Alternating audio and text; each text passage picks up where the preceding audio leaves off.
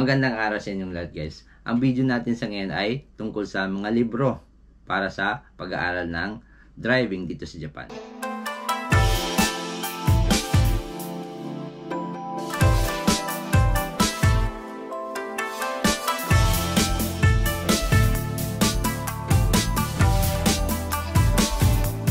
Kung bago lang po kayo dito sa channel ko, ako po si Leo, isang OFW dito sa Japan. Kung hindi pa po kayo nakasubscribe ay i-click nyo na yung subscribe button and then i-like nyo na rin po yung video na to. At kung mayroon po kayong mga katanungan ay mag-comment na lang po kayo sa baba. So kapag nag-enroll tayo sa isang driving school dito sa Japan, bibigyan tayo ng mga libro, 2 libro, tsaka mga manual or booklet para sa driving lessons natin. So dito sa driving school na in-enrollan ko, ito yung mga libro na binigay sa akin. Ito yung manual. Hindi ko mabasa yung kanji, pero isa ito sa binigay. So ano bang mga nakalagay dito? Ito pala yung tungkol sa mga first aid in case of emergency. First aid, mga training para sa first aid.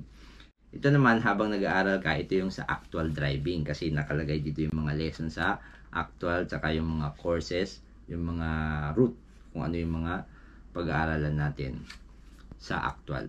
And then ito naman, 2 libro. Ito yung 2 libro na binigay sa amin. Ito siya.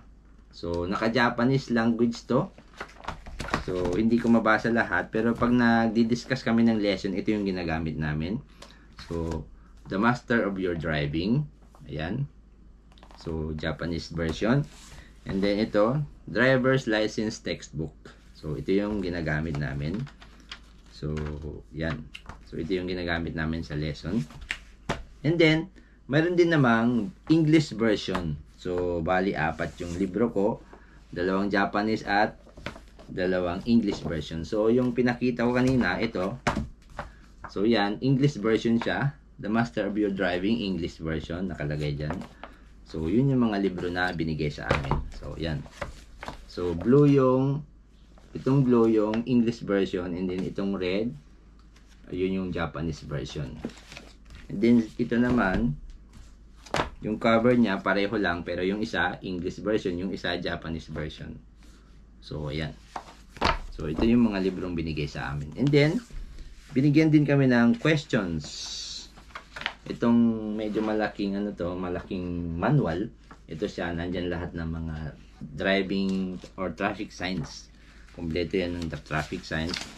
And then, nandito rin yung mga questions. Ayan o, iba't ibang klase ng questions. Kaso lang, naka-Japanese siya.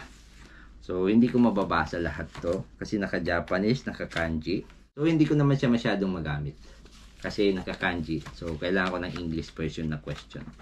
And then, meron din dito silang binigay na mga questionnaire. Ayan. So, 100 items na questions. And then dito pala sa isa, ano daw to, 500 items. Lahat ng mga questions nandito na. So, kailangan mong alamin yung mga questions na yan. At, so, kailangan nating practicein yung mga questions na yan. At, alamin kung ano yung mga sagot dyan. So, ito yung mga lumalabas daw na exam or mga questions. Pero hindi ko magamit kasi naka-Japanese. And then, ito naman yung course. Yun yung course na pagdadrivean namin sa loob ng driving school. So, dahil hindi ko magamit yung ibang manual na binigay sa akin, so, mayroon din naman silang application. Ayun yung application nila. So, yan yung mga questions. Kasi mayroon ditong English version tsaka Japanese version.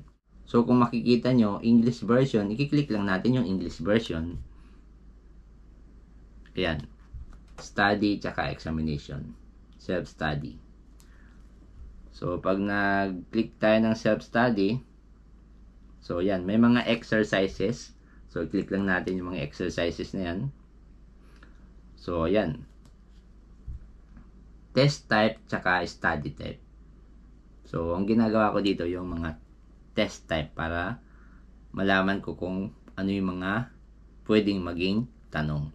And then, kapag nagkamali ka naman sa pagsagot, okay lang naman kasi i-explain sa iyo kung ano yung mga mali mong sagot.